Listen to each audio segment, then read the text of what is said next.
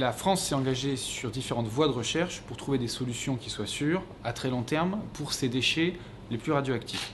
Ces solutions étudiées ont été l'entreposage en surface, ce qui est la poursuite de la solution actuelle. Les déchets sont aujourd'hui en sécurité, sur des sites sécurisés. Et ces solutions qui fonctionnent aujourd'hui ne sont pas des solutions sûres à très long terme, puisqu'on est en train de parler de déchets qui vont être dangereux pendant plusieurs dizaines de milliers d'années.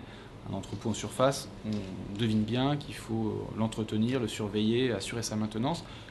La deuxième voie de recherche, c'est la séparation-transmutation, qui consiste à chercher à diminuer la toxicité, la nocivité des déchets. Et cette voie de recherche est toujours à l'étude aujourd'hui, mais nécessite de lourds investissements et encore des développements pour être totalement opérationnelle à l'échelle industrielle, et ça ne sera pas avant 2040. La troisième voie de recherche, c'est le stockage géologique en profondeur et réversible, et c'est cette solution-là qui a été choisie par la France en 2006 par une loi votée le 28 juin 2006, qui a comparé les résultats des trois voies séparation, transmutation, entreposage, stockage, et qui a conclu que de toute façon, si on voulait assurer une protection de l'environnement, de la santé aujourd'hui et aussi pour les générations futures, il fallait qu'on trouve un lieu qui puisse confiner, piéger la radioactivité et qui garde ses propriétés de piégeage pendant une durée aussi longue que la durée de nocivité des déchets.